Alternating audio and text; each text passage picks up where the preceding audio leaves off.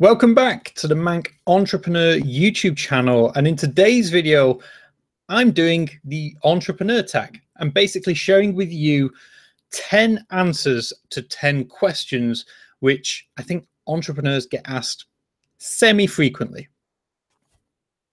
So with that said, let's kick things off. But before I get started with the 10 questions, which will hopefully give you a bit of an understanding more about my background and how my opinion and my attitude is towards running a business. If you are an entrepreneur and run a YouTube channel and would like to do this as well, click show more underneath this video in the description, and I've pasted the 10 questions in there for ease, so you can copy and paste them and go and record the video as well. And if you do a video on this entrepreneur tag answering the 10 questions, link me in the comments below. I'd obviously love to see what your take are on some of these questions. Now, to kick things off, I obviously want to make it very, very clear from the beginning. I am by no means the biggest, the best entrepreneur in the world, and you'll see this from some of the answers that I give. I'm sure there's people watching this right now who run bigger businesses, who've been doing this longer and all the rest of it. But like I said, I want to share with you a little bit more about my story and why I sort of created this channel and what I base a lot of the advice that I give out in this channel off.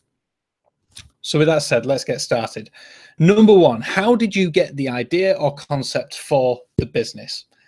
This is a great one because it all started, funnily enough, with my business partner, Matt, who lives down in Bristol. Myself and Matt have been friends for many years. And I was actually looking at a consulting job out in Germany. And Matt, I think I put something on Facebook back years and years ago about this. And Matt rang me and said, don't take that job in Germany. I've got an idea. I'd want you to be a part of it. Come down to Bristol next week. So I went down to Bristol next week, and Matt outlined what the concept was that he was working with. There was a third person at the table at the time. And it all started from there, and we sort of sat around a table at the harbour in Bristol, if anyone's ever been, lovely part of the world. And we sort of, had this discussion, and we ran numbers, and we just couldn't make it work.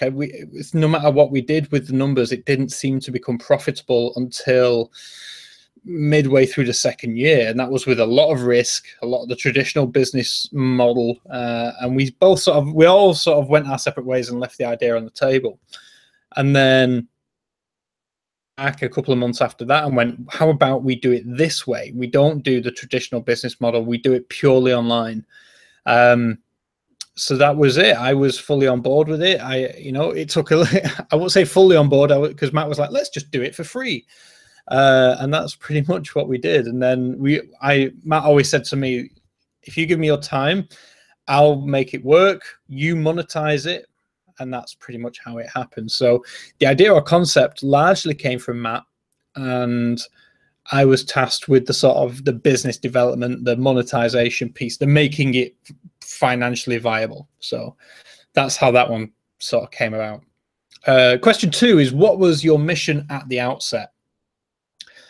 Our mission was very simple from the beginning, and that was that we wanted to make multi-channel software available to everyone.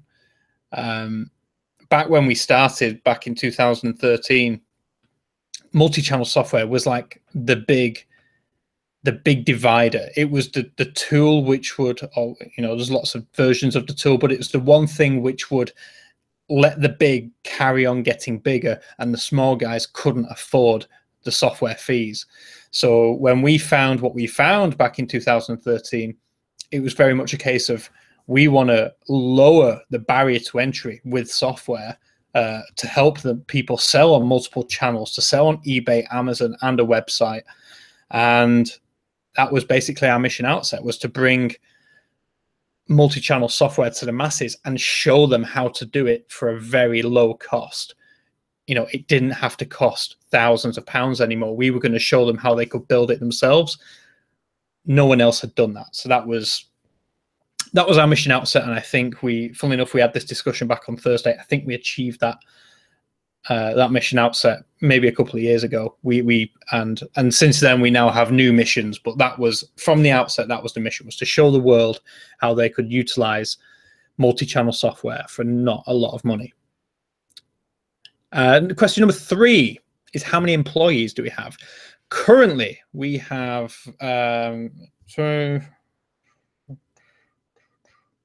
currently we have 7 employees, which is including myself and Matt.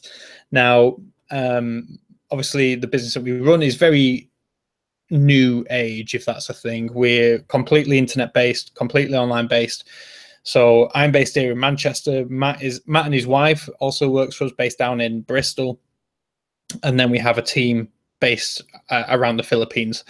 Matt also has a developer team, which I believe is based in Russia now. We're in the Ukraine. So again, we utilize global talent very well. That's one of the luxuries of running an online business. But yeah, so we have 7 employees as it stands right now. Would we like more? Absolutely, we would like more. That is a great. Employees is a very sort of cold term. Team members is much nicer. We do see them as a team, as a family. So would we like more? Absolutely. As we continue to hopefully grow, and that's something which we can't do that without great team members. Number 4, how do you advertise your business? Well, back when we started, we didn't have a lot of money. We didn't take investment. We were offered it. We turned it down, and we basically had to do things the hard way. We threw a little bit of our own money into certain things, a bit like AdWords, but it was very hard for us to compete with the big guys. So it was largely, some of it was word of mouth. Again, I had a little bit of an influence, a little bit of a following. Matt had a much bigger one. So obviously he had a bit of a following already.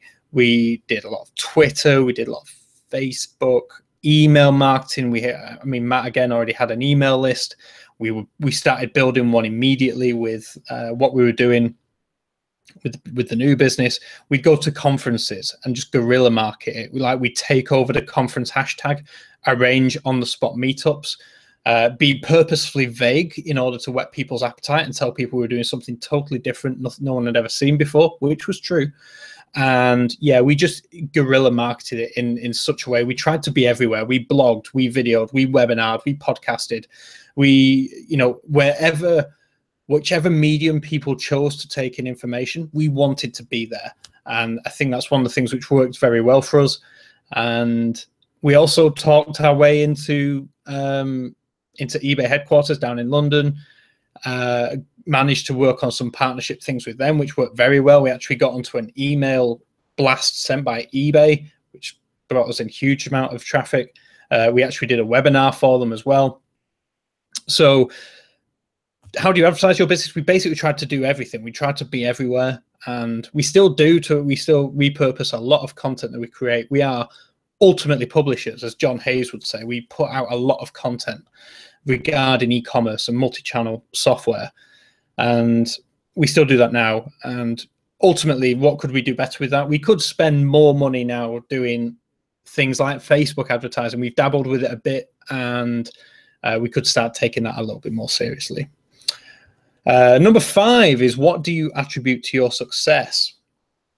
This is a great question, and I would say the ability to react very quickly was one of the things which did us so well in the beginning, and also the amount of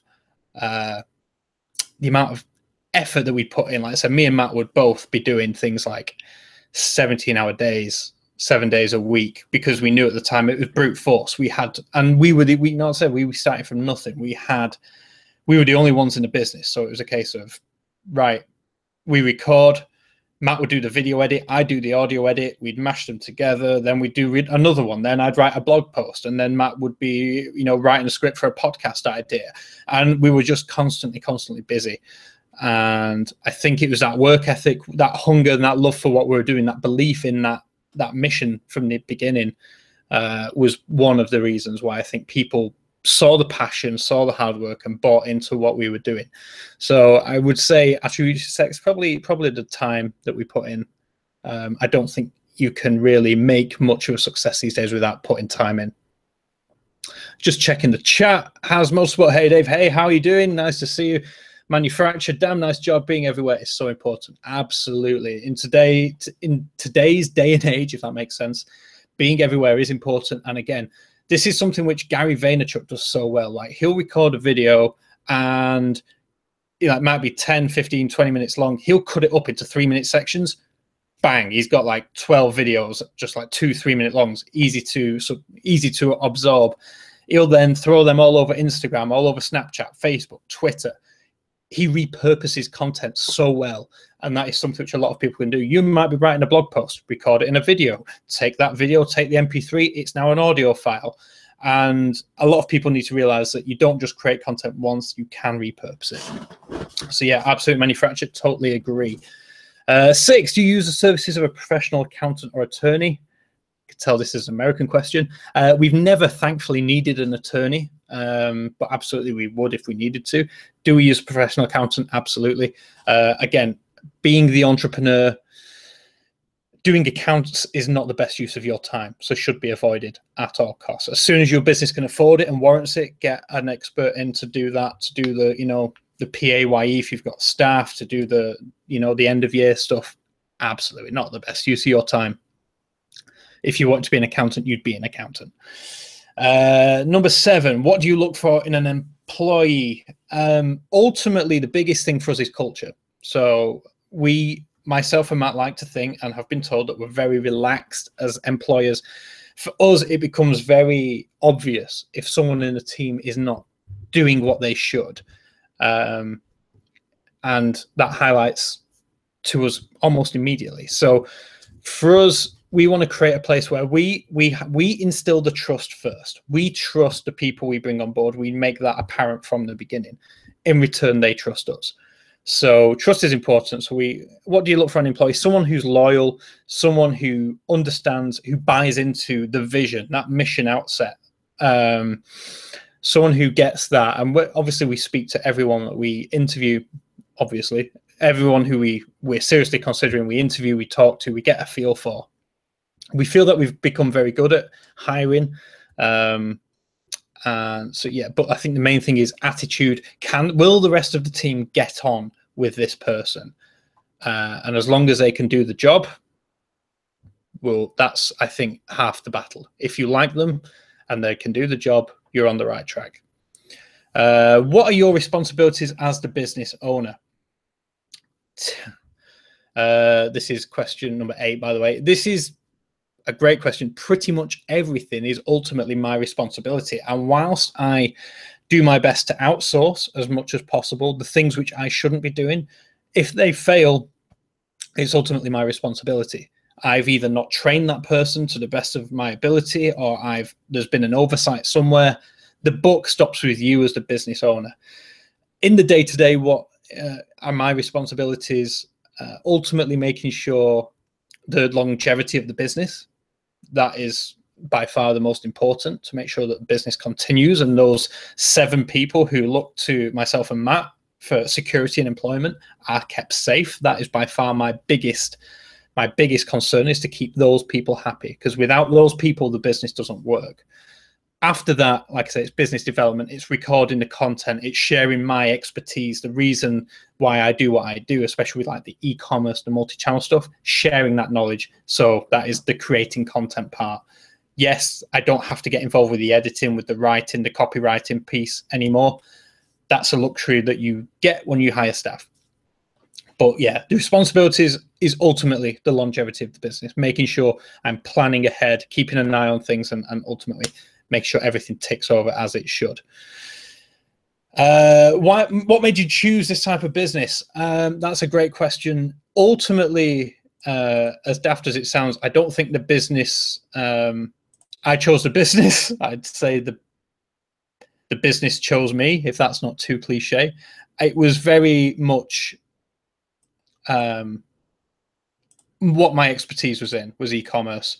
And just by knowing Matt, that had allowed me to take the opportunity when it arose. So yeah, I would say,